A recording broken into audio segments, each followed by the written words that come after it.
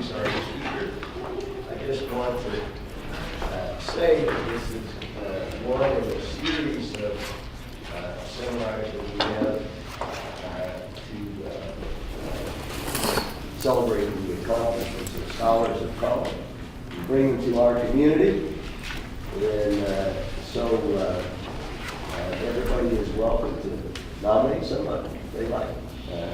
We don't stand on tight protocol for nominations, but a name and a bio, an address, that'll work. And you can send your nominations to Sean Harper or I. Sean, raise your hand. Sean and I co-direct this program. And you can send us something at any time. But I will tell you that in the late spring, early summer, we will sit down, Sean and I, to set the program for the coming year. So if you have somebody that you really like to have considered for next year, then it would be good to work within that timeline. Anybody got any questions about that? All right, well, great. So, as you know, or you wouldn't be here if you didn't know, our speaker is Carla O'Connor, and she's at the University of Michigan. You see that right up there on the screen. What you can't see on the screen is that she's been at Michigan since she completed her doctorate at the University of Chicago. So she's one of those rare one institution faculty members so far. I think that's great. And she's had a number of accolades in her young professional life. Those of you who are on our faculty here will know that I love it when people publish their work in the top tier journals, and she publishes in AERJ and ER and Sociology of Education. Those are all three journals right up there on the top of my list. We actually have a list here at GSD, and we rank them. We got top tier, second tier, not so good, yeah, right. So that's great. And it's great, but it's so important because it shows that she's the kind of young scholar who wants to place her work in the most demanding places where it will give her the most severe scrutiny, and I celebrate you for that. She also has been very accomplished, I would say. In fact, I'm going to make you a job offer here shortly, but she's with others there at Michigan had two humongous NSF grants, $2.5 million, give or take, in each one. And the first one, which I take it from our conversation this morning, maybe still continuing a little bit, studying middle school students and how they progress. She's very interested in issues of Black identity and the experience of Black students in schools. She looks from the child out to see the family and the school and the community and all that. Very complicated but extremely important issues. Near and dear to my heart, I see she has a W.T. Grant award. I'm on the board there, so we like to see go W.T. Grant, go O'Connor. And then she has also achieved the very, I think anyway, prestigious National Academy of Education Spencer Foundation postdoctoral fellowship. And so I see that she's going to talk on Black boys in a white school, and I can't wait to hear what she has to say.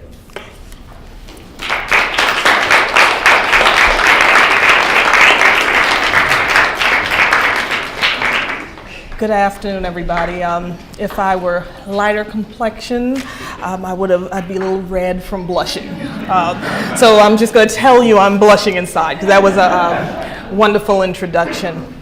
But the talk title I initially gave didn't have us think about the production of risk. Initially, it was entitled, the subtitle was Differential Negotiating of Raced Micro-Interactions. And often when you give a talk title way in advance, you're not really sure what you're doing, and that it had been some ongoing analysis. And given my considerations about how it is that schools can actually produce risk, but students can actually be resilient in the midst of the risk. I'm always thinking about that dialectic, right? So what's going on in the institution and how are students responding to that space and what that means for their educational opportunities and educational chances and ultimately their life chances. And I was thinking, I was just speaking with Sean earlier today, because most of my work, in many ways, what we're going to be talking about today is how schools are producing risk. And I'm often emphasizing how students are resilient. And in many ways, this talk is providing a slightly different tone, right? So the young men I'm going to be discussing are clearly very agentic in terms of how they respond. But in the story, in many ways, is about how their experience, their educational opportunities get compromised when we look at that dialectic of what the school's doing and how they're responding to the schools. So by way of introduction, and this is always the weird part of these talks, because particularly when you're in a school event, right? So everybody knows that black boys are at risk in school, right? Everybody knows about the kinds of depressing statistics that we see, whether we're thinking about test scores, GPAs, enrollment in advanced courses, high school graduation rates, and the fact that black boys are way ahead of the curve with regards to disciplinary and expulsion rates, right? And when we look at so we clearly benefit from the work of Sean and others who have us think about the fact that despite those depressing statistics, the average black boy is not suffering under these statistics, they're actually doing well. And as important it is to document that, because I think that's often left off of the imagination of the American public, there is still risk that that many of them are experiencing, and there's still a need to think about how institutions might operate differently and where we might find opportunities for creating more substantive life chances for those who may be suffering under the statistics. So the question becomes, and it seems almost silly to share the statistics because so many of you are already familiar with many of them, right? So, just to look at a few examples, if we look at the NAEP reading scores in 2007, we're seeing the kind of gaps that we regularly see, right? So we know African Americans are often underperforming at the aggregate level compared to whites, but if you look at black males on any of these measures where you're looking at the NAEP reading scores or the NAEP mathematical scores, clearly black males are experiencing some of the most depressed educational outcomes on these kinds of measures, right? There's the SHOT, many of you might also be familiar with the report by the SHOT Foundation. And I love this visual, right? Because if you look at the red states, and you're thinking about graduation rates, in the red states, the graduation rates are below 50%. And in my current home of Michigan, it includes Detroit, which is one of the 10 lowest performing large districts for black males. And I'm going to share a little bit more about Michigan statistics because the stories I'm going to tell you about these black males are black males who are attending a school in the state of Michigan. So when we think about Michigan in particular, Michigan has more than twice as many black boys suspended or expelled as there are white boys in the state. Black boys are admitted to gifted or talented programs at approximately 2/3 the rate of white male students. Black boys are more than 2 times as likely to be classified as mentally retarded. White boys are more than 6 times as likely as black boys to take advanced placement mathematics courses, and white boys are more than 3 times as likely to take advanced placement science classes as black boys, right? So given these gaps, researchers and scholars are often trying to figure out how do we begin to explain these gaps, right? What accounts for these depressed outcomes? And there tends to be, I would argue, sort of 3 dominant themes And they tend to be taking up issues of culture, identity, and psyche, right? So what kind of culture has been created outside of school and gets into the schools? How does that matter to identity and psychological orientations and the like? And these things aren't mutually exclusive, and I'll talk about them a little bit more in the moment, but those are still sort of the dominant considerations. And so one of the things I'll say a little bit about is that even when scholars are thinking about culture, identity, and psyche, they often are thinking about structural inequalities, right? So if you think about the work of John Agbu, who clearly has us think about culture and identity and the notion of voluntary and involuntary minorities, and the fact that African American youth haven't been situated according to his model as involuntary minorities don't have the privilege of a referent of a homeland where things could be better, and have experienced histories of discrimination and make them question whether interpret schooling as a white domain, recognize that they're not going to be they're not going to be equitably rewarded for their efforts in school, and ultimately, given the extension of his work and his considerations through the work of Significant Fordham, come to believe that they have to give up their Black identity and risk relations with Black students in order to do well in school, that all of that ultimately leads them to disengage, right? You have this really powerful consideration that these kinds of adaptations may have been found in hard structural inequalities, but they still become read as Black culture. And they still get read as something that happened, that orientation kids develop outside of schools. They bring it into schools, and in bringing it into schools, they themselves compromise their opportunities to learn, right? So it's a structural analysis that ends up being reduced to a kind of cultural adaptation that often masks the kind of variation with which Black students adapt, right? If you think about discussions of hypermasculinity, and here, whether you're thinking about the work of Mage and Bilson in terms of cool pose, or even whether you're thinking about even some of Prudence Carter's considerations that because schooling demands feminine orientations, because Black boys maybe have hyper masculine orientations, they're less likely to engage academics, right? The cool pose in many ways has a logic similar to John Agbu's, in that if you think about the histories by which the history of experience of Black men in the economic market and the educational field, that they have been denied power and opportunity, and therefore they adopt a kind of hyper-masculine orientation in order to render some of the power they've been denied, right? And so so the cool pose becomes a stylistic adaptation to inequalities, right? And a way for them to express their agency. And when that gets enacted in school, according to Majors and Bilson, what happens is school ends up not being cool, right? School, and therefore, again, they disengage. So again, it's rooted in structures that are greater than them and systematic inequalities, but it gets enacted as cultural adaptations that end up being dysfunctional. Discussions of stereotype threat or the psychological adaptations are a little bit more nuanced, in that if you think about Claude Steele's work, he has us think about whether there's something going on in the schools that can prime the stereotypes, right? So though the stereotypes are also tied to these broader social forces that sort of permeate our society and make Black students vulnerable to the possibility that they will be stereotyped and underperform, and as you all know, most of this stuff has been done in experimental studies, we can imagine, given the logic of that study, that schools can actually function in their day-to-day in ways that prime students to be vulnerable to the stereotypes and make them disengage, right?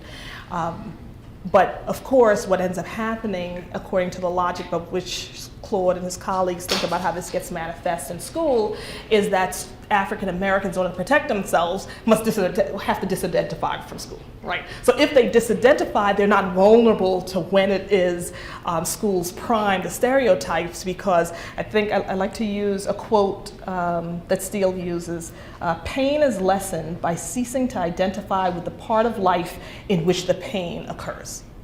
So if schools are making you vulnerable, you disidentify from school, and therefore you don't have the kind of experience, this kind of psychological threats that might be operating at the school level, right? So all of these studies or dominant kinds of considerations really have us think about what kinds of dispositions, vulnerabilities, and the like Black males are entering school with, right? And it sort of takes some of the focus off of what's happening in schools, right? And that's not to suggest that there isn't really good work that's having us think about, racial stratification systems in school and the like, but I'm talking about what tends to sort of dominate the discourse on Black male achievement, right? And so what I'm going to argue or have us take a look at today is what I'll call, what I refer to as institutionalized productions or race, and how those institutionalized productions of race get articulated and through micro interactions. So kind of those everyday interactions that African American males have with peers, and the important thing here is including white peers. So when we think about Black students' interactions with peers, we're often thinking about the interactions with same race peers, and the presumption is those interactions are dysfunctional, right? Because the peers are sort of bringing them down or requiring them to express allegiance to them rather than to academics, right? So we're gonna have an opportunity to think about interactions with white peers. We're gonna have them tell their stories about interactions with teachers, and what the implications are for how they're experiencing their identities as Black males, and what the implications might be for their opportunities to learn or their opportunities to be fully included into the fabric of the school system. So one of the, so one of the things in thinking about institutionalized productions of race is that we have some window into how this operates. So for example, if you look at the work of Rosalind Nicholson or the work of Valesco, and even some work one of my recent publications in AARJ, we have some sense that, what I refer to as racially stratified academic hierarchies. So when you have academic stratification and you put on top of that the fact that African Americans are disproportionately represented in the high level courses and overrepresented in the low level courses, all of these scholars have us think about that. If you're thinking about how culture might matter, why is it it's only in those schools that the notion of acting white gets associated with Blackness, right? So if you look at the work of Carla Tyson, she says, well, we were in all kinds of schools. We were in schools that were racially stratified and those that weren't. When African American students began associating schooling as a white domain and began associating Black doing well in school as acting white, was only in the racially stratified spaces, right? And I think that begins, and Valesco had similar, Mickelson and Valesco had similar findings, right? So that begins to prime us to think about, well, how is it that the racial organization of school begins to actually define Blackness, right? So if Blacks aren't in an academic space, and the academic space they're not in, white are the highest achieving spaces, Blackness now is not defined as consistent with achievement. And then students pick that up, and if you imagine that as being a material kind of discourse, students sort of pick that up in terms of understanding what it means to be Black.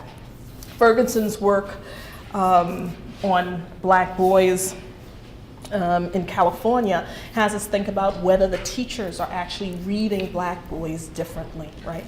And it's not, and even though they're engaging in the same behavior, right? So, having argued that masculinity is about the transgression of rules, when white boys misbehave, they're in need of edification. When Black boys misbehave, they're in need of discipline. Right, and she talks about the adultification.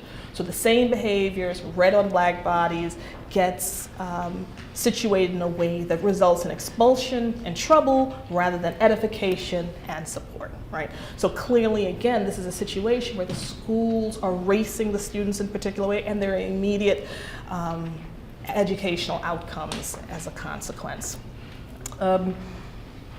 You know, and I can go on. You know, if you think about some of the experimental work by Neal and colleagues when they had teachers watch children walking in black styles with a bob versus not walking standard, right? Anytime, even when the walk was on a white body, it was read as aggressive, right?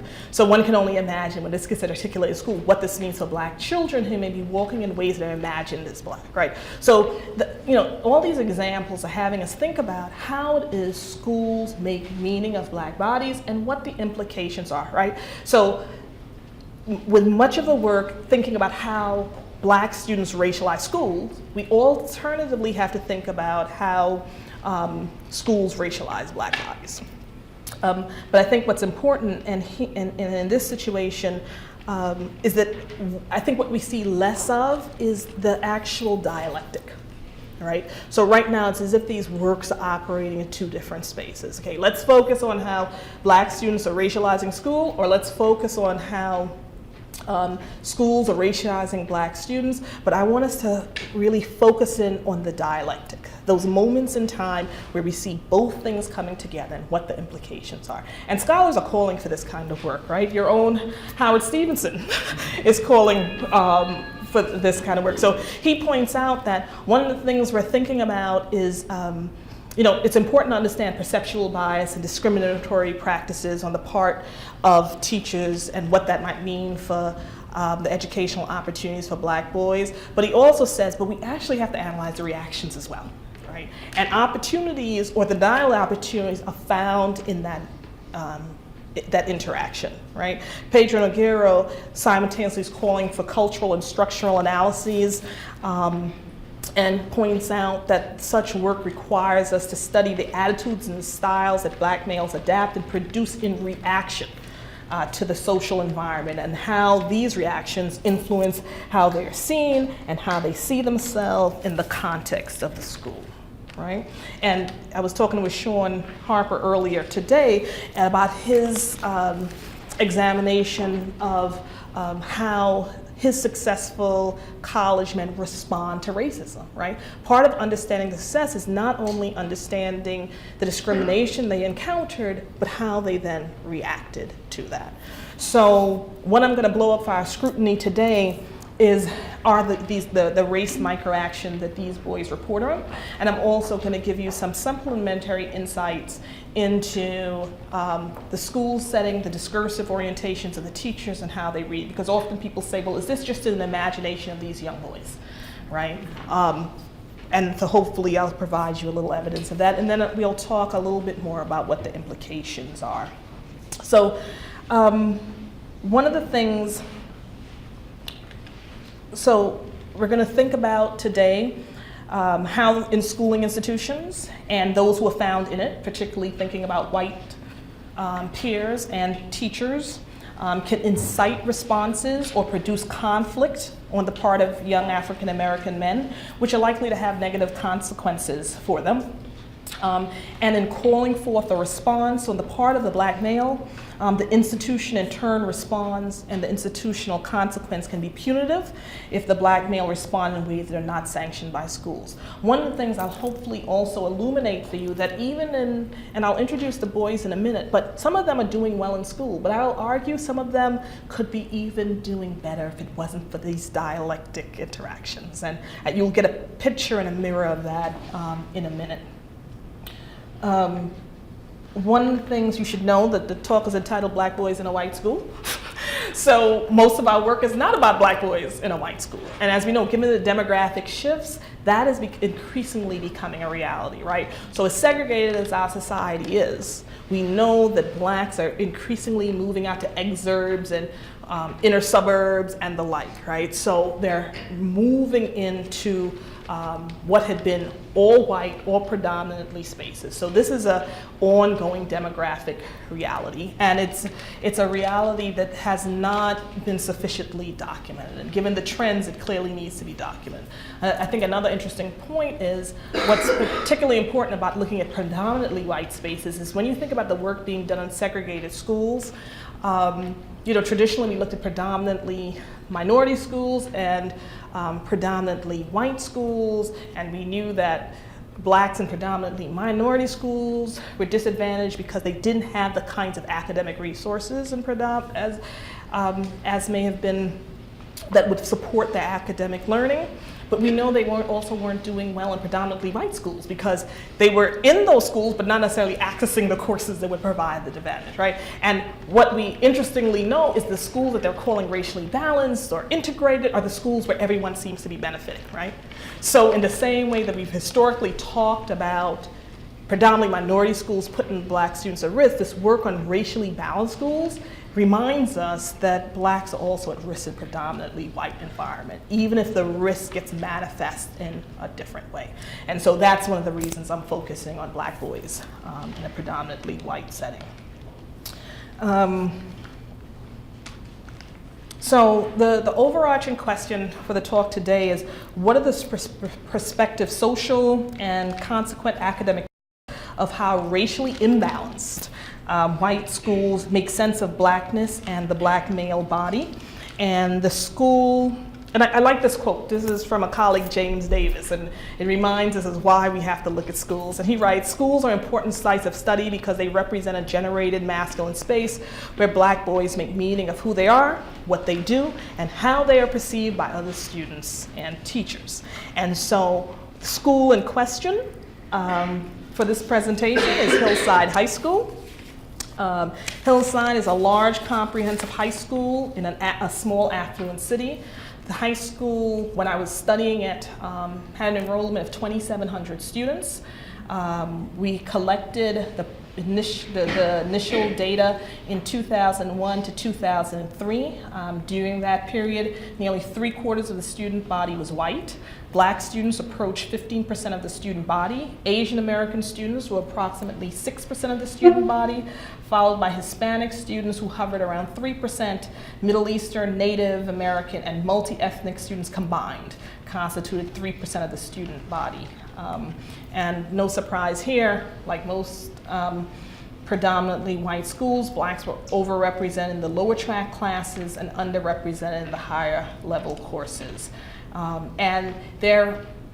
We were generally working with this project to develop a sort of multi-ecological account of how high achievers, because the focus of the analysis when I started this project with high achievers, how high achievers differentially articulate and negotiate their racial identities and its prospective relationship for how they did it well in school. But because I was studying high achievers, I also wanted to get a window into low achievers. And to give you a sort of flavor of the school, we were, as part of the project, so we had individual interviews with students. We followed a subset of the students as they moved through the school day. And then we had 8 students who served as research assistants. So they were also in the project, but they were also documenting on a weekly basis their experience, their race experiences in these schools. So these are the two of the young women who worked as our research assistants on the project. And so some of the things we did early on is ask them, well, if we're going in here, we're trying to make sense of, what it means to be a black student in school, what do we need to take a look at? How would you advise us? And they told us, as indicated here, we have to look at the hallways, right? And what they were talking about indirectly, though they didn't have the vocabulary, is the racial stratification of this school, right? So all the black people are on the first floor, particularly like North Hall. What's important for you to know about North Hall is the vocational wing of the school.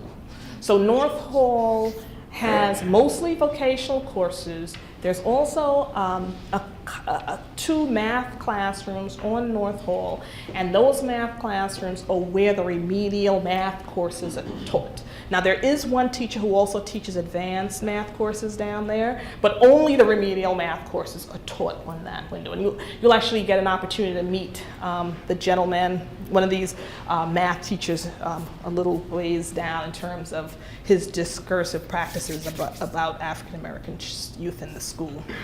The issue with the second floor and even the third floor, and why they're pointing that out, is because a number of the math courses, the upper level math courses, are on the upper floors, and that only 2 years of math are required. So many African Americans are not taking the advanced math courses, so they're less likely to be seen on the upper levels of the floor, right? On the upper levels of the building, except for third hour, where they're taking African American. So though we're going into schools and we're going into classrooms, and because we're shadowing students, right? Every class we went into necessarily had at least one black student in it, right? But the teachers are saying there are classes, there are AP class and advanced classes, but there are no black students. But the ones we went into had at least one. And the ones that had one were all the advanced classes, right?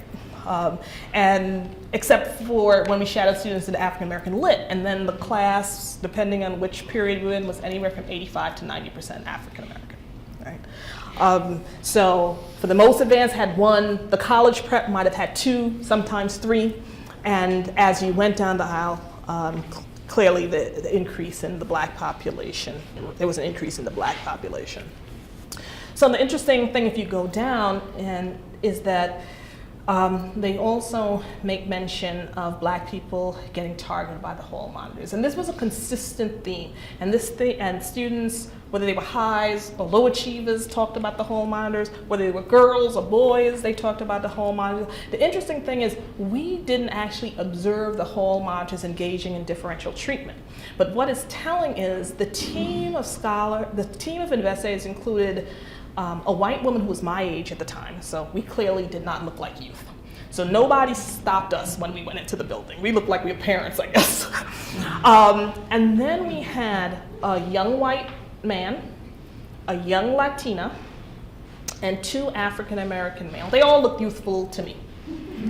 The Latina and the white boy came and went. Nobody ever asked them for a pass. Nobody ever asked them to check in. They went, they were never, right? The 2 African American men were always asked. They were always directed to the office. Even if they had the pass, they had to wear it on their chest because they were always stopped. So while we didn't witness it, the very experience of our research team indicated that there was substantive surveillance on the part of the hall monitors, as per their interaction with our research team. And the interesting thing about perspective is, of course, the school would say, well, we have the hall monitors on the first floor because that's where people come and go in the building, right? So if you're gonna do security, that's where you need people. But the students are like, okay, they could buy that, except that why is there still differential treatment, right? And there are multiple, what's the interesting thing about the placement is there are multiple entrances to this building. But most of the hall monitors on the first floor were situated by the entrance where the black students hung out. So whether it was purposeful or not, it still gets read as problematic by the youth because it still looks strange that more of them are in that space rather than the other entrances, right? Okay. And so when they're talking about the first floor, it's also the first floor in the one space where the African Americans hung out. Because the other thing to say, in addition to the formal stratification of the school, the other places you saw black students is by the lockers as you came into one of the main entrances, on the basketball courts during lunchtime, and in the cafeteria, right? So those were the black spaces. So one of the things you want to think about is that the black spaces were not academic spaces, right?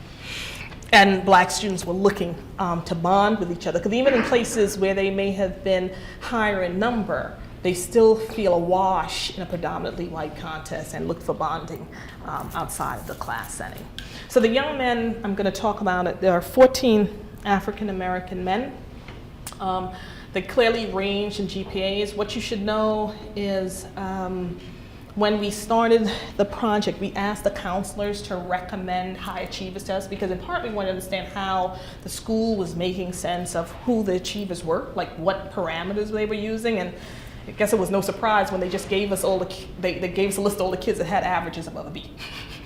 And in that list, and as I said, it was 2 graduating classes. There were approximately 80 African Americans in each class, almost equally divided between males and females. Only 3 African American males between those 2 classes had a GPA of above a 3.0. The two at the bottom agreed to be in the study, and only 6 had GPAs between 2.5 and 2.9, and we were 4 of them, and most of them were below. Well, all of the remainder were below 2.5. So that's to give you some sense. So even I had sort of been surprised by this distribution. So for the young men, so this gives you a little background. The young men you'll be learning more about in a minute. But the low achievers, as indicated here, included biracial students, a Nigerian American. The interesting thing about the Nigerian American is though he wasn't doing well, he strategically wanted to be identified as a Nigerian American. And the interesting thing is he's doing poorly, but he said because African Americans imagine is doing poorly, he wanted to attach to a different identity. So that maybe so to create some kind of distancing between him and them, although his performance was sort of consistent with what the stereotype he was trying to distance himself with. But we can talk about those kinds of things in another moment. You'll see here that clearly there's a class differences among these youth, with the high and higher achievers clearly having parents on average who were better educated or had more affluent positions in terms of their occupation. Any questions? Oh, this last column here is the experience with suspension. So 5 of the 8 low achievers reported having been suspended from school, not necessarily from the high school, but some point in their career having been suspended in school. 1 of the higher achievers were suspended, and neither of the low achievers were suspended. Any questions? I hate talking at people, so if anybody at any point wants to interrupt me and ask me a question, I'd be happy to answer it in the midst. Yes? I'd like to go back for just a quick minute. Uh-huh. You put 3 persons before this. There were 3 persons. Mm-hmm. Deanne, Carla, and... Carla, that's me. There were 3 persons. You know, I'm glad we're going to go on. I just would have liked to have stopped. Mm-hmm. And this is not a criticism, this is a comment. I would like to have heard more about the observations of those 3 persons and how they are situated in the Hillside High School, so that I could understand better who's saying what about whom. Because I'm not a Jungian psychologist, but until one looks at a gestalt and sees exactly who's interacting with whom, from which position of power, and in which area of, and it's so complicated. Right. No, and it is, and I agree with you. And so these young women were just to provide you with some context, and they're not the focus of the study, and they are taken up in other work I do. But I think when I give you more insight into the young men, you'll get a better sense of who might be interacting with who and what the implications might be. So the question that guided me for the purposes of this talk and some of the analysis we had been doing is how do these boys, those 14 boys, interpret their experiences and treatment in Hillside, and how do they believe blacks in general and black boys in particular are framed and situated within the school? So these are their perspectives, right? So I've already sort of cued you into the sensitivity even by the black girls about heightened surveillance. And I'm going to give you some insight into differential achievement. So this is Anthony, a high achiever, actually the highest achiever, so the one with the 3.4, whatever it was, average. And so when I asked him when race is an issue at Hillside, he goes on, and I've purposely highlighted some things in red. talking about that, and none of this is going to surprise many of you who look at the work on black boys, but there's the perception on the part of the youth that when the same incident occurs, the punishment meted out is greater for African American boys, right? If somebody got in a fight or something, if they were black, they would have got a little bit more severe punishment. It's funny, at this time, one of the incidents that's often, in addition to sort of these more minor issues, there was a substantive racial incident that happened at the school that year. A white boy had referred to African Americans at a school bus stop, using the N-word, and they beat him down badly. So he was hospitalized, had a concussion, and the boys were all suspended from school. The issue for the African Americans in the school is that they kept telling people he keeps using this racial epithet, and nothing was done. And so many of the students felt betrayed because they said, nothing was done when we were telling you he's running around using the N-word. He finally said it to the wrong group of African American boys, and now they're all in trouble in response, right?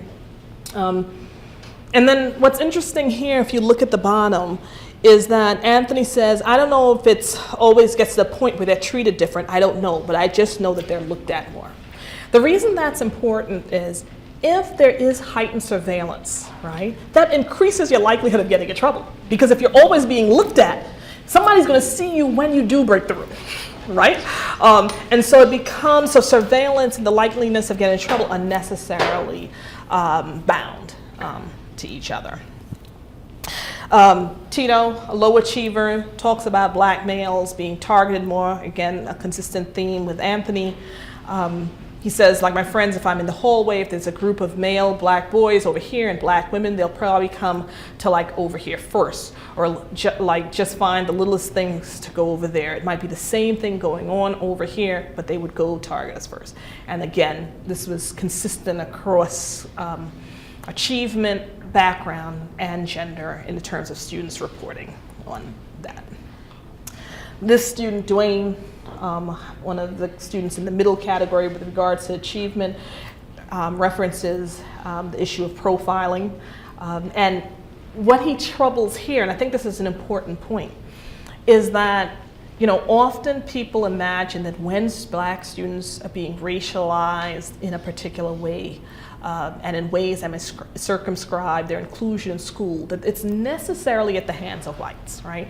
But there are actors who could be people of color who are still engaging in the same behavior. So part of what he struggles with here is what might it mean that some of the, that there are black hall monitors who may be engaging in the same behavior and trying to make sense of that, right? Because in some way they've imagined as white people would be the ones doing it. And now they're trying to sort of make sense of what does it mean that a black hole might be situating me in the same way and racializing me in the same way, and the outcome still being problematic for the black boys, right?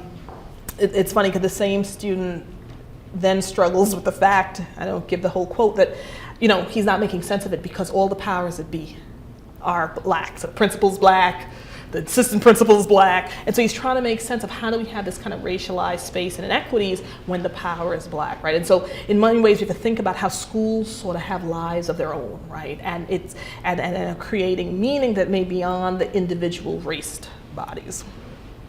So I had mentioned earlier that much of the focus has pointed to how black peers may be compromising the learning of or the educational experience of black students, but repeatedly both the boys here, but also the girls in the study talked about their negative interactions with their peers and what that meant for their kind of everyday racial experiences in the school. They use terms of undertone or subtleties, or so it was things that they couldn't, that they knew these things were happening, but they couldn't name it in a way that could get somebody else in trouble, right? But it was nevertheless compromising their experience. I mean, some of them talk about the fact, and so we, some of them talk about the fact that they opted out of courses because they didn't want to deal with this undertone, right? And so we can think about what that means for racial stratification, right? Because even in schools like this that are highly resourced, and this school was a very highly resourced school, in terms of the number of AP courses that they had, and the band, and every kind of team from polo to lacrosse. I mean, they just had everything you could think of in terms of a comprehensive high school. That if even in this school, the best teachers were still in those higher level classes, right? The most respected teachers are still in those classes. If some of these students do not feel safe in that space, not only is a consequence of the interaction with their peers, but a consequence of the interaction with their teachers, then they were not having the same kinds of the best educational experiences, even if they had the capacity to be in those courses, because the kids I'm talking about, the kids who had taken the right courses in junior high school, who were on track to take these courses, so they were opting out of them because it was not a safe racial space. So this issue of undertone. And the interesting thing with Dwayne is what he points out in this quote is that he is crossing borders in a different way. So while a number of the African Americans talk about only really socializing with black students, Dwayne has white friends and black friends. He's moving over. So he's saying, I'm interacting with white kids and I know what they think of us. And some of them are sharing, not necessarily my friends, but I understand it. And it's ignorant, but it is something that permeates my everyday. Trey talks about being, and there's an interesting theme that goes on, and right, so often, particularly the high achievers would say, so just give you a little mapping for some context. Of these 14 males, only 2 of them never discuss any kind of racial issues in the school. One's a low achiever, one's a high achiever. Everybody else does. The interesting thing with the high achievers is all of them have a kind of ambivalent account of that racial experience. So on the one hand, in one breath, they'll say, everybody has an equal chance of doing well academically. Everyone has an equal chance in school. And in the next breath, they will recount the discrimination they've experienced or their peers experienced, right? And so one has to say, so do you have to, we can raise all kinds of things about, well, what's going on there? Do we have to, is it what Mickelson talks about, abstract versus concrete experiences? Is it that they have to hold on to something positive for the engagement, even if the reality sometimes contradicts? And there's it's funny because sometimes in the same like string of text, they'll go, oh no, there's no discrimination, and then they'll start stuttering, and then they'll say, oh, well, I guess, right? And so they're dealing with a very complex reality, wanting to be in a place where their color doesn't matter, but experiencing every day that their color matters, and sort of moving between that tension. And so in the case of Trey, he's talking about a kid joking with him and referring to him as slave, and him not liking this. And they often talk about these slight racial jokes that are jokes and it's not intentional, but making it a less than hospitable place for them, and becoming more of a problem for those who find themselves, to use Shaud's work, as the only one in some kind of space. White peers, again, this is in the case of Keenan. And Keenan, being a high achiever, is more likely to be one of 2 black students in a class, and saying that he generally feels in his interaction with white students that the presumption is he's not as talented. And how does one sort of work through that space? With regards to the teachers, they talk about, and I think this is probably a particularly important quote. So Malcolm, we asked Malcolm, is there anything else you'd like to tell me about the experiences you've had at Hillside that may be particularly relevant to the experiences minority students are having? It's difficult, and the school doesn't really make it easy for me. And so he goes on to explain, right? What does make it easy for him? The interesting thing about Malcolm is he ends up being diagnosed with special education, but he thinks the diagnosis is delayed, or the referral is delayed, precisely because he's just seen as acting out, right? And his belief is, I think they read my behavior, like when I was getting in trouble, they read me as just being another black kid, a troublemaker. They didn't read me as, he pauses, whereas if I had been white, then they would have been, maybe this kid has a problem, right? And the interesting thing about his quote is because normally we imagine that because black students are in trouble, they're referred to special ed. In his case, he was saying, was I denied? And it clearly, it's a very complicated to understand what's happening, but he's reporting on his experience that he was just seen as bad, just plain old bad, and it couldn't have been explained by something else. Another student talks about the fact that this teacher thought that she was doing, it's funny because Trey is very good friends with one of the students, now I'm trying to remember I won't say it because I'm gonna say his real name, but he's very good friend with one of the higher achievers. And one of the high achievers was in the same English 1 class. And they were saying they weren't doing any work and they were getting good grades.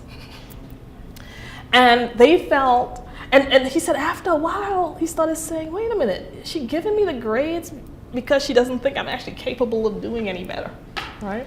And clearly there are all kinds of issues there, right? So for teachers who may opt to,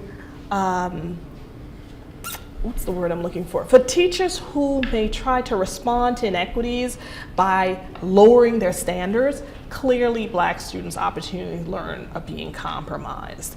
And he even points out it was cool at first, but then I realized there's something wrong with this picture and somehow I'm losing out. And he goes on, man, she probably thinks we're stupid, right? So first this was great, this is a gift, I don't have to do anything, I'm getting good grades, she's letting me slide. And then he said, well, what does that mean about what she thinks I'm capable of? And then he goes on in that last block of quote, that teachers are off, maybe teachers like this teacher may have been well-intentioned, but they're not doing us any favor, okay? Andre, the highest achiever in the bunch, talks about, the higher achiever. So this was the good friend who was also in the class getting the good grades for not doing anything. He talks about feeling you don't get the support. You just sit there like you gotta be aggressive. He mentions, and other students mention this as well, that they feel that other students, like the teachers, go to them to provide assistance, and they have to actually initiate the interaction. So if they don't initiate it, they're not aggressive, they're unlikely to get the kind of academic support they need. He goes on to say, because two of the black males also talk about, again, the racial stratification and their perception, because in his case, his parents, at least one of his mother is a college grad. His father did not finish college, but had started on a football scholarship and eventually had a knee injury and did not have a scholarship that would continue to pay his way after the injury. But so they know something about negotiating the academic hierarchy, and they had to insist that he take these classes because he was not being recommended for the college prep courses. And he had not been recommended to take Algebra 1, which in this particular district sets you up to continue taking higher level courses. And so here he's commenting on the fact that that is not uncommon in this district, right? And many parents don't understand what it means if your child, particularly in math, doesn't get into that window in middle school and what the implications are for high school. So, so it's often, well, is it just in the students' minds, right? These students may be perceiving this, but it's not really what's going on. The teachers don't necessarily believe that, they can be perceiving things that aren't actually true. So what other evidence can we bring to bear? In the late 1980s, students in the school district had organized a student survey on discrimination, and then they they did it again in the early 1990s. When they did it in the late 1980s, and they basically interviewed students across the district, including in this high school, and asked them what did they believe about African American students, white students. So they asked about each racial group, right? What kinds of beliefs they had. When the survey was initially done in the 80s, all groups were equally stereotyped. And that was it, right? Everybody had negative. By the time it was done in the 90s, pretty much only blacks were negatively stereotyped, right?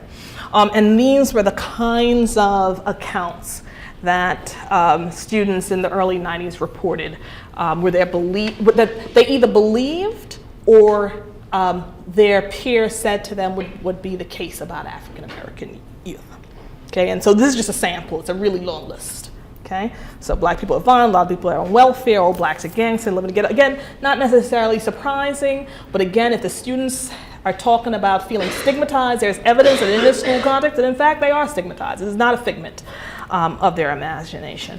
In terms of perspectives of Hillside teachers, one of the things we had, because we were initially interested in trying to document the experience of high achievers, and high achievers were often the only one, or dealing with the onlyness according to dealing with their onlyness in classes according to Sean Harper, one of the things we asked all of their teachers, because every student that we shadowed, we would interview their teacher about the school generally, about the student more particularly. And so one of the questions we would ask is, so why do you think there aren't more African Americans in these high level and rigorous courses? And what they would do is then explain that they would talk about the families, right?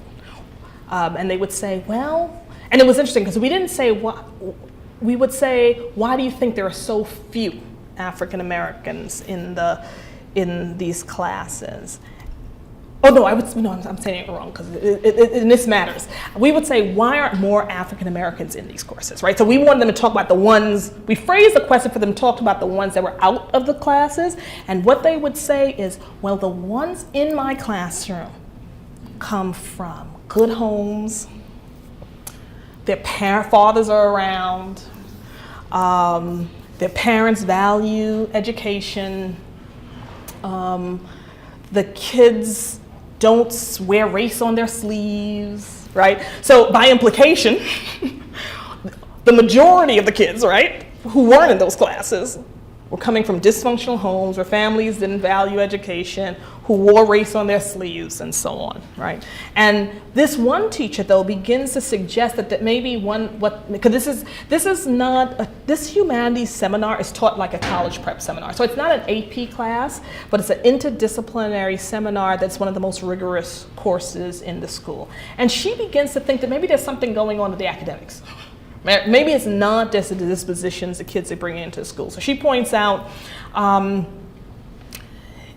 so she initially begins with the bottom quote, but maybe part of the problem is the curriculum. Maybe if we had a different curriculum, so if this humanities seminar wasn't on Western civilization, and it was still had the kind of rigor it has, maybe we would have more African Americans. And so that's what she says. She says the bottom quote first, but then before she's finished, she talks about, but the other problem is they probably see being successful as acting white. And the interesting thing is, though we interviewed nearly 50 students, only a handful, and I mean literally a handful, of the students talked about whether they had either experienced castigation for acting white that was associated with their achievement, as opposed to associated with their talk or their dress or what have you. The teachers repeatedly use the acting white reference as an account of why black students were underperforming. This is the advanced math teacher I'd referred to earlier who teaches on that hall. He doesn't teach remedial math on that hall, but he does teach an advanced calc, both BAC and BC calc on that North Hall. And the interesting thing about him is he wanted to be interviewed in the, yes? No, you can finish. He wanted to be interviewed in the math teacher's lounge. And I thought he might have wanted to be in a private space, but he didn't want to be in a private space. So we're doing this interview and teachers are coming and going. And he was talking about one of the students, and he said, again, the acting white hypothesis was very significant in his thinking about, in his discursive orientation towards black students. And he says, and this one of the female students he's talking about is probably one of the highest achievers in the school. But he says, I'm so sick of the attitude that you can't play the white man's game. Their own peer group telling them they can't take the class. Own peer group won't allow it. I've been here a long time, and it's always a fight to get black students to excel. It's not about ability. This doesn't apply to this particular student, but too many students fall into that trap, right? The cultural trap. Here, black kids get pressure to excel. Black students don't even think of this particular student is black. It's the rare student like her who has the strength to say no, or they have the rare parent. What's important is, remember I said teachers were coming and going. So the remedial math teacher came just as he was in this, because he went on for a long time. This is not his full quote. And when I finished the interview, she chased me outside and she said, can I talk to you for a minute? And so she said, I just want to give you a different perspective. So she said, I teach the core math, the remedial math course, the core course. She said, every year I have black boys in my class that aren't supposed to be there. She said they're not supposed to be there. She said they clearly are more able than that course. They could have been in the Algebra 1 class. She said by the time I figure that out, they've already lost 4 or 5 weeks of the semester. There's no way I can get them in there. She said, and this happens every year. And she was like, so I just wanted you to hear a different story. And I'll tell you, because we interviewed 24 teachers formally, that had this 25th woman with an informal conversation, and between that woman plus 2 of the 24 were the only teachers who imagined something other than the culture of the black families or the cultural orientation of the black students or the racial identity was at play into why black students wanted to perform there. So even if one imagined that those things might be factors, the fact that they can't imagine anything going on in the school or with the practices of the school or with their own practice means that schools can in any way assume any agency for the underachievement of black youth. What's the racial background of the teachers at the school? They had 5, at the time they had 5 African American teachers. 1 was a special ed teacher, 1 was a gym teacher, 1 was a resource teacher, librarian, and 1 was teaching. So that's I'll say 2 were teaching. 1 was teaching African American Lit, and 1 was teaching a math course. So there were no black teachers in the academic core for the most part, with the exception of those 2. And everybody else was. They had 1 Latina who taught Spanish, and you'll hear from her in a minute. It's elementary school? Or it's a high school. It's a traditional 9 through 12. And so 3 of the 25 teachers here were people of color? No. Did he say that? No. She said in the school as a whole. Right. In the school as a whole, there were only 5 teachers of color, 5 African American teachers, 6 teachers of color. And so none of the teachers I interviewed except for the African American lit teacher and the gym teacher were African American. Okay? So the woman who pulled me aside was a white gay teacher. And this is going to matter in a second, because the only 3 people who offered that it could be something other than the culture of the school was a white gay teacher, a Latina, and a white woman who had been trained in an alternative teacher preparation program. So they talked about, it was a social justice teacher preparation program, right? All the other teachers were either white males and females, and they could, with the exception of the 1 teacher who at least played with the notion of the curriculum, they couldn't imagine anything else going on with inequities other than the culture or identities of the black students, right? So this teacher was talking about the golden days, where he remembers, so he was saying he's been in this school since the 60s, where everything was jumping off and there were riots and protests and walkouts and da-da-da-da. And he remembers Devin, right? And there was this one black kid on the swim team, and we had some kids from the South, some kids who were really racist, and yet Devin, the black kid, didn't have a hard time. I asked the other members of the swim team why. They said, well, Devin is not black. And he said, I don't see that anymore. So many of these kids wear race on their sleeves, right? So again, that they're perceiving that their racial identity is what's getting away, at least with getting in the way of their high achievement. Ms. Ramirez, who was the one Latina in the school, is talking about her experience in AP Spanish. So her comments are sort of reminiscent of the teacher who pulled me aside. She said, it's a shame, it's disgraceful, it drives me crazy.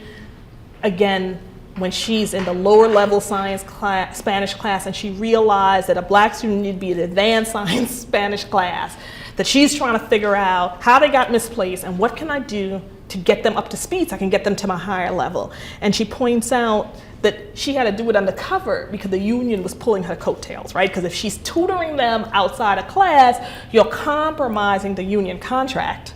And so then, and it's funny because she starts whispering. She says, so now I tell them to call me. And so she's trying to do it on undercover, right?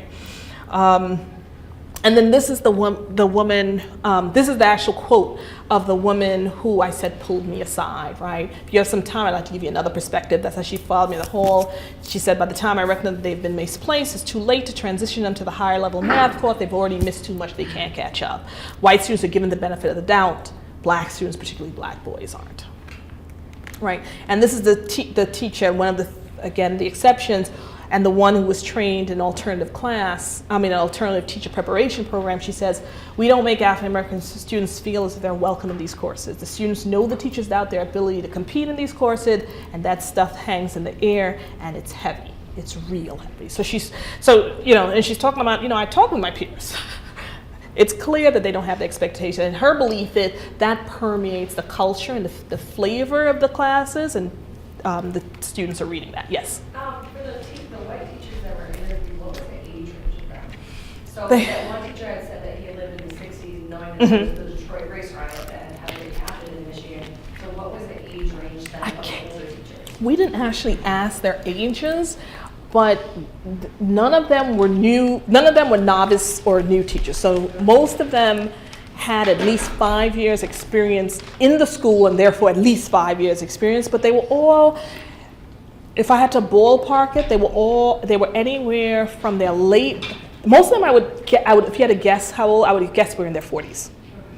But they range anywhere from their late 30s. So the youngest teacher was the youngest teacher with the remedial math. I think I would have put her in about her late 20s. The African American lit teacher, who I would have also put in his late 20s at the time, and some were as old as 50 and 6. Yes. I'd like to give you a compliment. No, can you save it for a little later? Oh, are you Okay. going to Yeah, because I think I might be. So I think the most important thing is how do these boys adapt, and what are the implications for school success, right? So these quotes are going to let you see how they actually reacted to some of that undertone or some of those race interactions that they talk about. So in the case of Tito, when I ask him, do black students act differently than other students in school, he says, yeah, I would say so. And then you ask him how, and he goes on to explain most of the black males expect to be targeted. Like they expect that from them, the hall monitors. So they try to give them a reason just to say something. Like, I'm not sure how to explain it really. I think this is important, right? He's not even fully cognizant of how to make discursively accessible the dynamic here, right? Because even if you don't really do something, you might get something said to you for nothing. So sometimes you're just trying to avoid it, trying to go away. But sometimes you just go for it and just act up, right? So he's suggesting there's some, in that culture, it actually is priming responses that they may not fully understand or can't even fully explain, but it's creating a kind of orientation on their part that may actually end up getting them in trouble at school. And what's important here is not all the time. Sometimes they step back, but there are other times of, how do we explain the moments where there's a jump off versus moments when there's a pullback? Michael talks about the differential treatment and how, so there are rules, no bandanas, no sagging, there are a variety of rules in the school. And he points out, so white kid walks by with a bandana, they don't say anything to him. I walk by with a bandana, he'll tell me to take it off. Well, I just saw the white kid go, so I'm not taking it off, right? Now, in the end, Michael's gonna get in trouble, regardless of who went before him, right? And so again, in that micro interaction, if Michael felt that there was fair play, he might not have bucked. But he bucks in response to the inequality, at least given what may be his dispositions, because some students also talk about walking away, right? So the interesting thing is what allows some to walk away, or when and why do students walk away under some conditions and not under others. So in asking Michael about the experiences, and again, how things may be different for black males versus females, he talks about the white students being afraid, right? Because remember, this school was it was overcrowded. The school was built for 1700. They have a number of portable schools, portable classrooms outside to accommodate for the school. They've eventually built a third school to ease the overcrowding. And so the hallway is a little tight, right? And so there's sometimes bumping going on. You got a 7-minute passing, and there's a sort of play going on here because, and we did observe white students sort of trying to make sure they didn't touch and kind of shifting to avoid contact, right? And the black students talking about, they realize that they're afraid of them. And so he goes on to say, so if they bump into him, they're nervous because they're afraid of them. And he said, I tell him it's not that serious, but it depends on like the kind of day he's having. If I'm having a bad day, then I'm probably just gonna get in there. How do you react at those times? I say spread out. So, he's a big kid, tall and big, and we've seen him. So he like toys sometimes with the other kids, and he'll say spread out, and it spreads. It's like a C, and he's completely amused by this. But in part, he said, since they're scared of me, I'm going to sort of toy with that reality. Now the interesting thing is, while he has that persona in the hallways, he talks about what the implications now in the classroom, right? Because it's not just the students that are afraid of him or afraid of black boys, it's the teachers, right? And so what's funny is before we got to this exchange, I had asked him, well, why do you think you don't do better in school? And he was like, I don't really know, I don't know. Several minutes later, we're here. And I asked him, would you say it's easier or difficult to be a black student at this school? And he said, it's kind of difficult in some classes. And I say, why? He said, because teachers is harder to talk to. Can you give me an example? Like staying after class. If you need extra help, where some teachers won't like stay after class. Some of them are too scared to stay after class. So how are you gonna go into them for help if they're scared of you? Right? So let's think about that. A student who may already be struggling and doesn't feel that there's a space for them to actually get the help they need. When you compound that with students talking about whether teachers will actually approach them for help, right? So you need to feel help asking for help. You need to feel efficacious of asking for help because you can think they're scared. And you don't feel you're being approached for help, right? So so clearly we're maximizing opportunities for failure as a consequence of that interaction.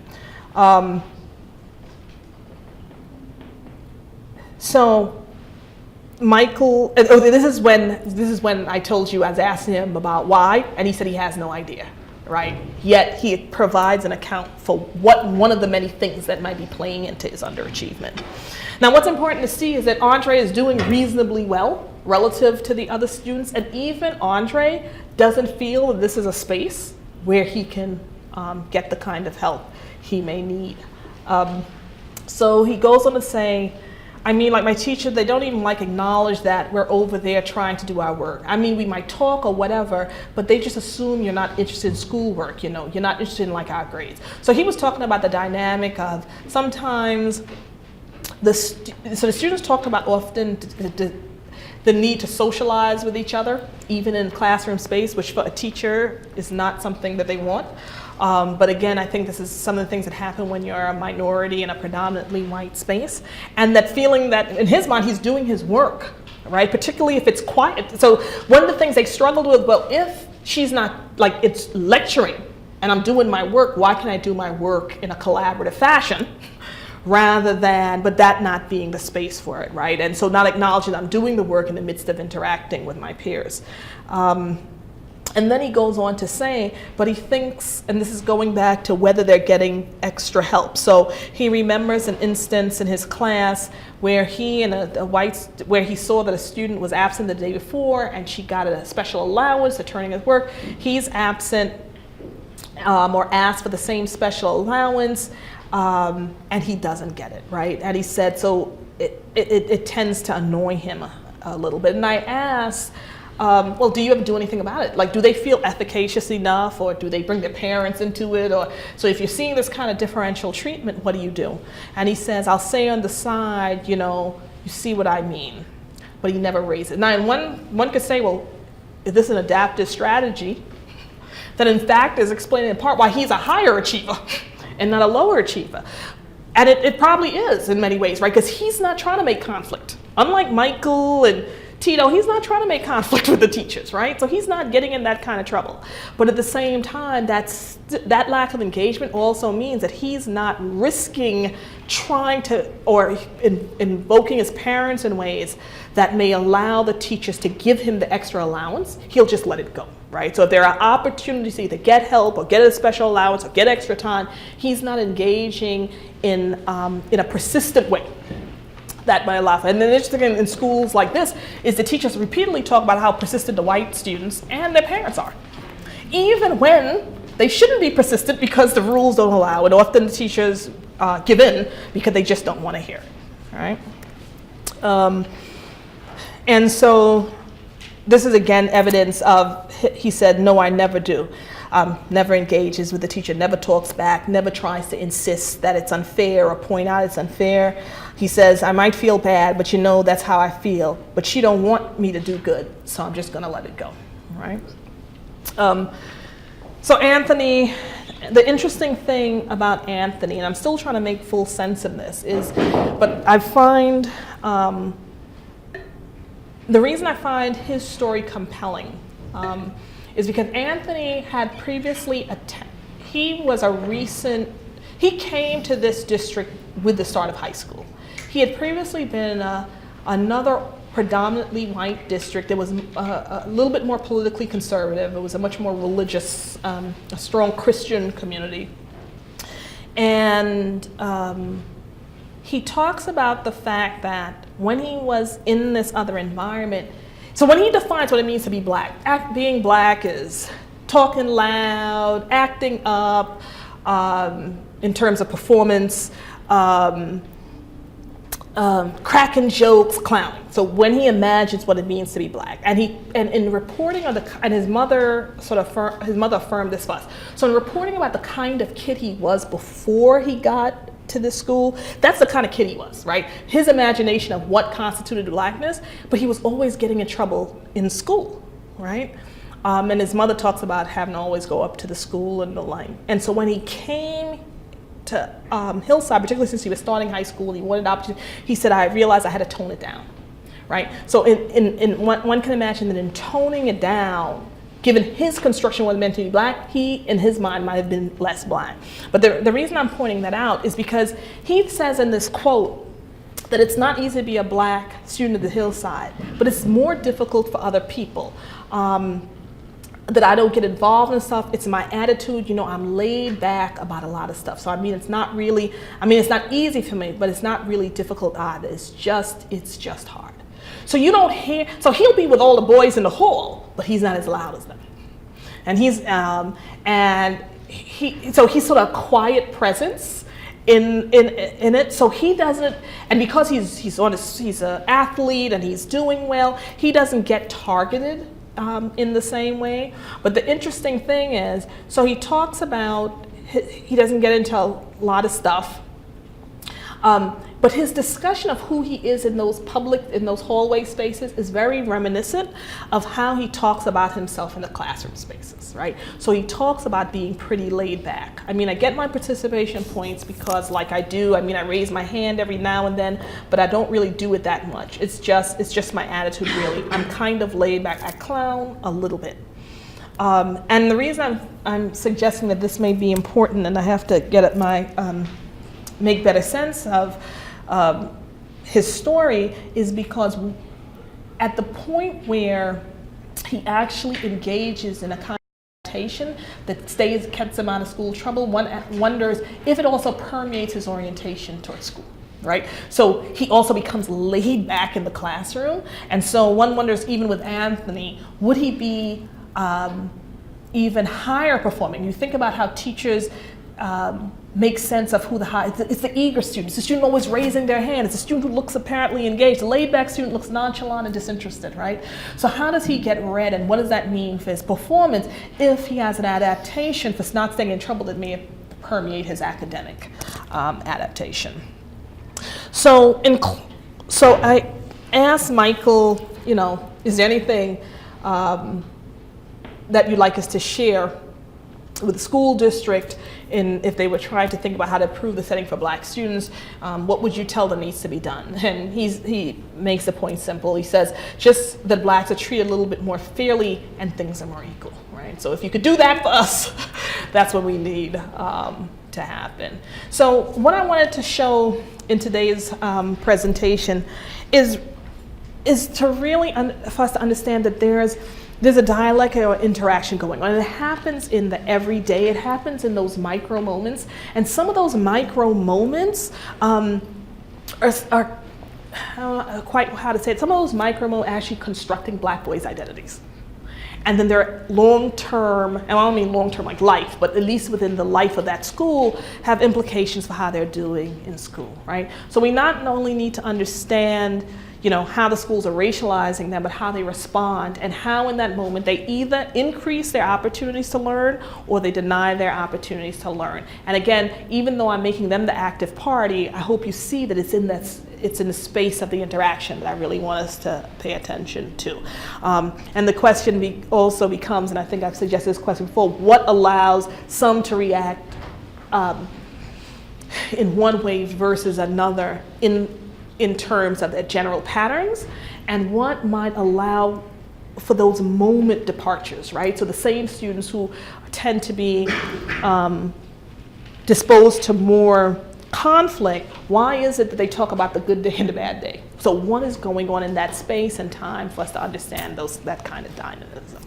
So with that, I'm probably over time because I didn't have a clock, but I'd like to stop and open things up for any kind of questions.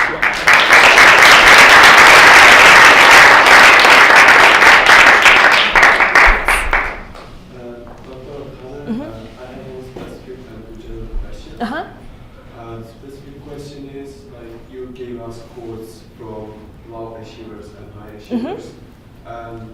Was there any purpose in doing this? Do they differ in their opinion? Right. So I mean, the reason I did low and high is because I wanted to see if they were reading and reacting to the environment differently. So if we're presuming that so since so much of the work is thinking, it's just about their identity or their orientation, so I'm explaining, well, are these boys having very different experiences in these schools? One. And if they're not having the very different experience, is it the reaction?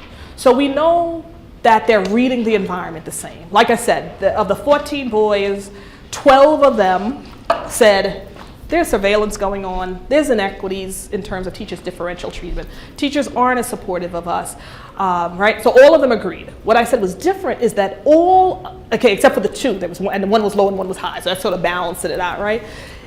The slight difference is that the high achievers were a little bit more ambivalent, right? So though they reported substantively on inequalities, they still said, but we still have a chance of we have the same chance of doing well, right? So there's a kind of holding on to the abstract notion of opportunity within the school, right? And only two of the low achievers said that. But the other thing was that more of the low achievers talked about engaging in conflict with the powers that be. So they might walk away or not walk away, but conflict was an option, while the higher achievers were more inclined to say, I step back, I disappear, right? And the reason I point that out is because I think some of that stepping back actually also, it actually compromised their ability to excel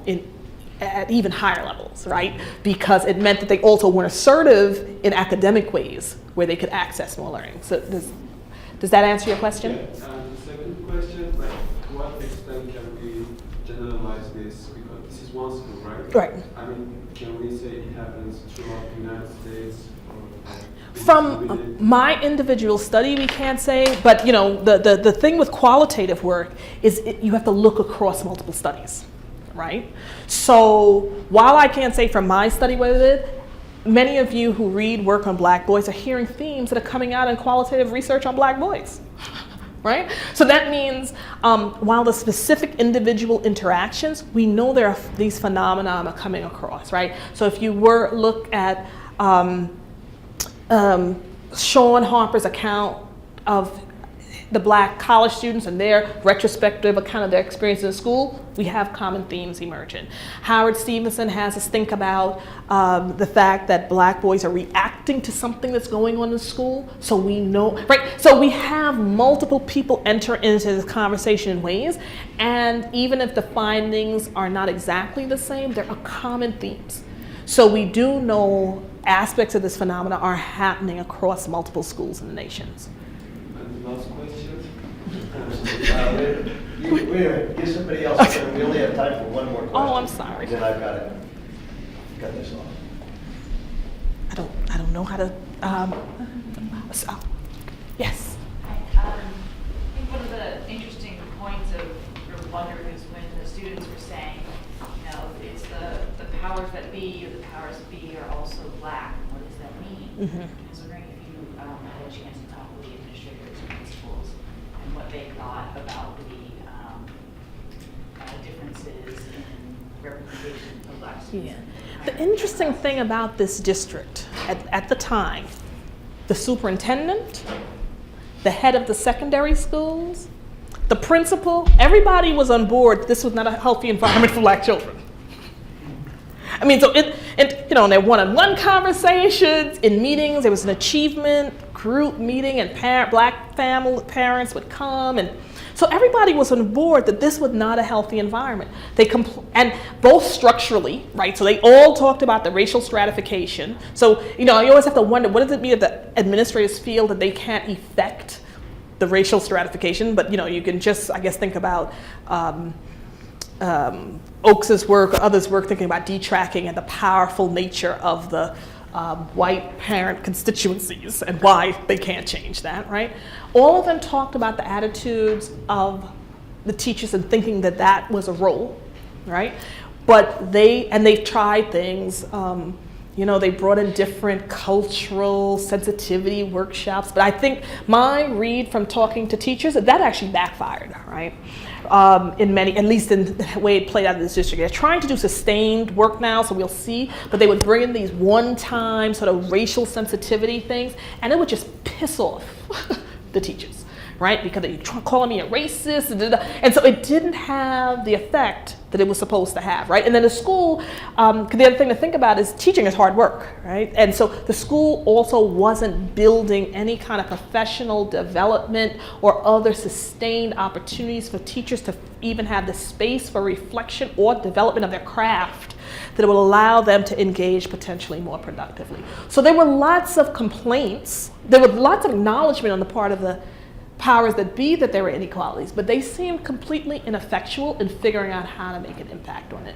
And part of the things they thought about, they could not enact because there were vested interests that they were not prepared to engage with. And the folk perception is that the superintendent at the time was pushed out earlier than she would have been because she was taking up these discourses and considerations.